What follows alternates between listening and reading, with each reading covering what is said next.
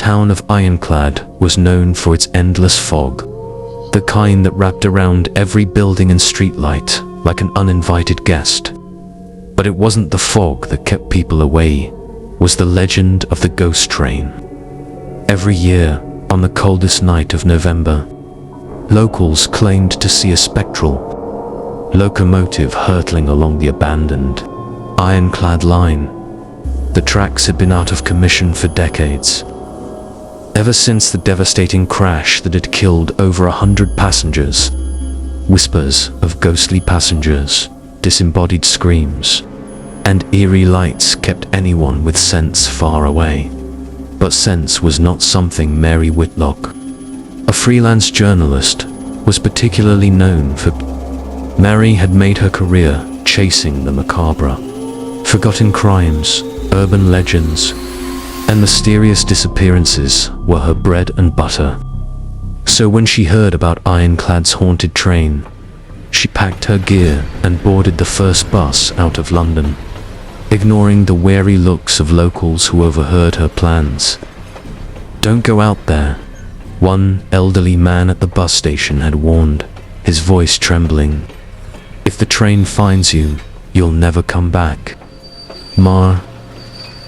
She had spent the day interviewing locals, what few were willing to talk. Most dismissed the story as a myth, but a few older residents had shared chilling tales of the ghost train. One man, a retired conductor named Harold Grayson, had spoken. "I saw it once," he had whispered, his hands shaking. "I was just a boy, sneaking out with my friends to see if the stories were true." The train came out of nowhere, silent at first, then louder than anything I'd ever heard. The whistle.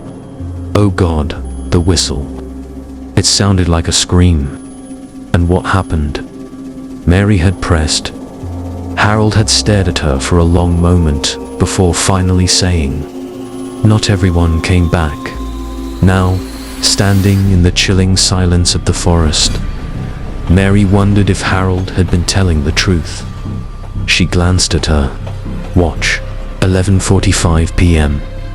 The train was said to appear at midnight, the exact time of the crash. She set up her equipment, a camera on a tripod, an audio recorder, and a thermal sensor.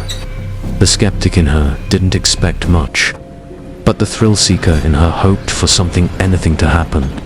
The minutes ticked by, and Mary's anticipation grew. The forest was deathly quiet, save for the occasional rustle of leaves in the wind. Then, just as her watch struck midnight, the air changed.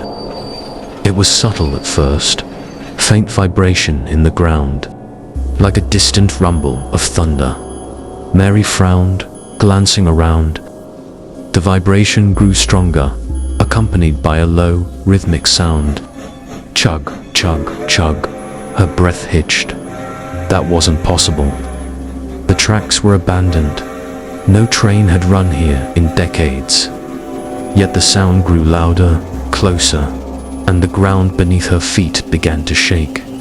A beam of light pierced through the fog, blinding her for a moment. She shielded her eyes, her heart racing as the sound of the train's whistle tore through the night. It was deafening, a shrill, bone-chilling scream that seemed to echo from another world.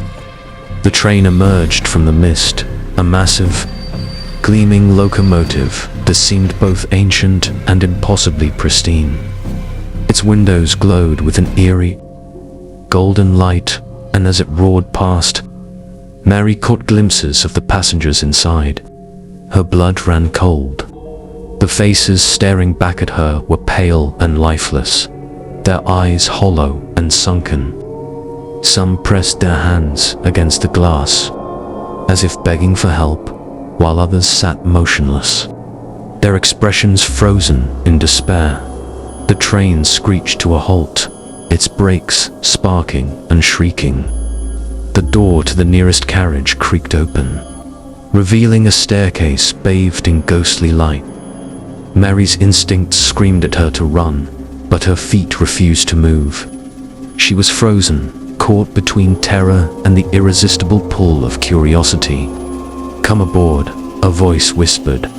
It was faint, carried on the wind, but unmistakable. Mary swallowed hard, her heart pounding in her chest. She glanced back at the forest, at the safety of the darkness, but the train's open door seemed to beckon her. She took a deep breath and stepped forward.